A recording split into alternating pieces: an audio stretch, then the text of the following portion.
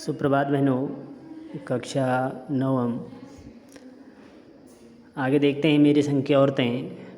15 अगस्त 1947 को जब देश को आज़ादी मिली, या कहना चाहिए जब आज़ादी पाने का जश्न मनाया गया, तो दुर्योग से मैं बीमार थी। उन दिनों टाइफाइड खासा जानलेवा रोग माना जाता था। इसलिए मेरे तमाम रोने धोने के बावजूद डॉक्टर ने मुझे इंडिया गेट जाकर जश्न में शिरकत करने की इजाज़त नहीं दी।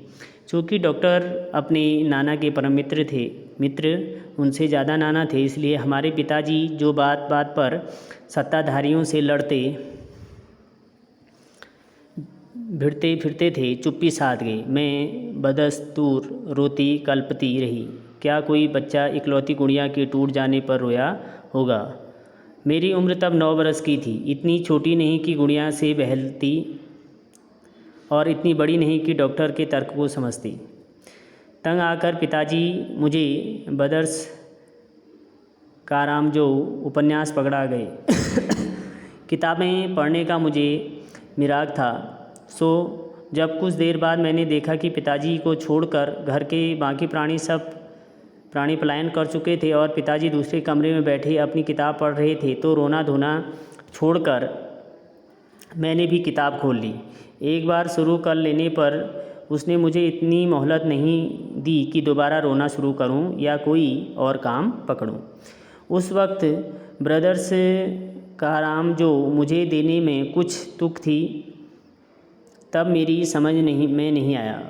किताब कितनी समझ में आई वह अब तक नहीं जानती, क्योंकि उसके बाद इतनी बार पढ़ी कि सारे पाठ आपस में गड़बड़ हो गए। कितना पहली बार में पल्ले पड़ा, कितना बाद में कहना मुश्किल है, पर इतना विश्वास के साथ कह सकती हूँ कि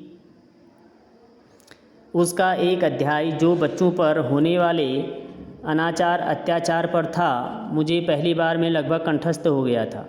उम्र के हर पड़ाव पर वह मेरे साथ रहा और मेरे लेखन के महत्वपूर्ण भाग को प्रभावित करता रहा। जैसे जादू का कालीन मेरा नाटक नहीं, वह 3 किलो की छोरी जैसी कहानियाँ व कटगुलाब उपन्यास के अंश। माँ जी की मन्नत का असर रहा होगा कि मैं ही नहीं, मेरी चारों बहनें भी लड़की होने के नाते किसी हीन भावना का शिकार नहीं हुई। नानी, माँ और परदादी की परंपरा को बरकरार रखते हुए लीक पर चलने से भी इनकार किए रही। पहली लड़की जिसके लिए मन्नत मांगी गई थी, वह मैं नहीं, मेरी बड़ी बहन मंजुल भगत थी। घर का नाम था रानी, बाहर का मंजुल। लेखिका का अवतार हुआ मंजुल भगत, क्योंकि लिखना शादी के बाद शुरू किया और अपना नाम बदलकर पति का ग्रहण करने में कोई हीन भावना आड़े नहीं आई, इसलिए पैदाइशी जैन नाम छोड़कर भगत बनी। दूसरे नंबर में मैं थी। घर का नाम उमा, बाहर का मृदुला। मैंने भी शादी के बाद लिखना शुरू किया तो बतौर लेखिका नाम मृदुला गर्ग। मुझे याद है जब हमने लिखना शुरू किया, उससे कुछ पहले नारीवाद का चलन हुआ था। शादी के बाद नाम न बदलने का रिवाज उसी ने चलाया था। मन्नू भंडारी का हवाला देकर हमसे पूछा भी जाता था कि आप लोग इतनी पोंगापंथी घर घिस्सू क्यों हो, नाम क्यों बदला। हमारे पास इसका कोई ढंग का जवाब नहीं होता था, अब भी नहीं है, पर नाम बदलने से अपने व्यक्तित्व का कोई नुकसान होते मैंने नहीं देखा। पूछने को तो पिताजी से लोग यह भी पूछते थे, 5 बेटियों से आपका मन नहीं भरा जो हर बेटी के 2-2 नाम रख छोड़े हैं। मुझसे छोटी बहन का नाम घर का नाम है गौरी और बाहर का चित्रा। वह नहीं लिखती।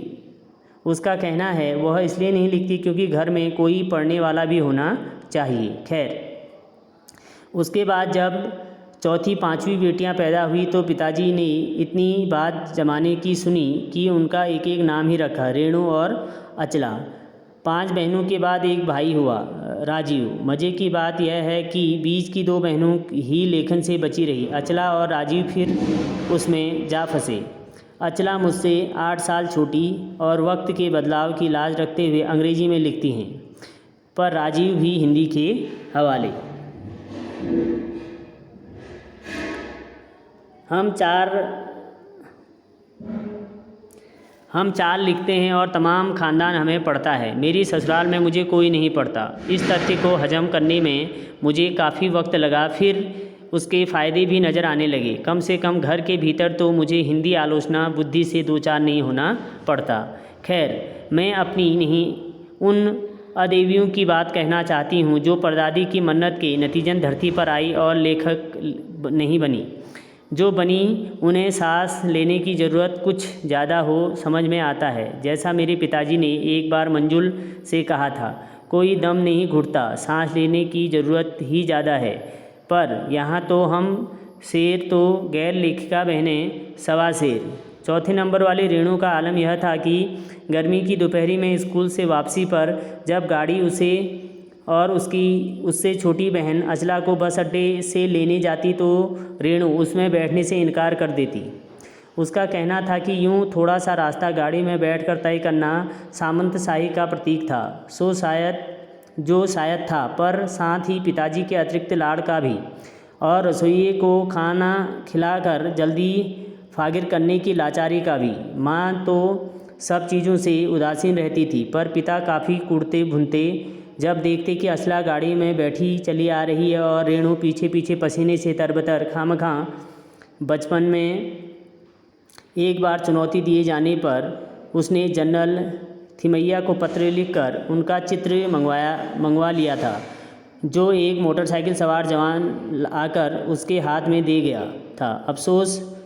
पड़ोस में उसका रुतबा काफ़ी बढ़ गया था। गाड़ी में बैठने के साथ उसे इम्तिहान देने से भी परहेज था। स्कूल तो जैसे तैसे पास कर लिया, पर जब बीए का इम्तिहान देने की बारी आई तो वह अड़ गई।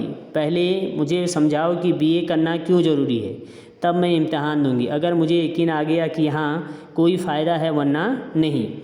हमने तरह तरह के तर्क दिए। माँ ने कहा, पिताजी से पूछो।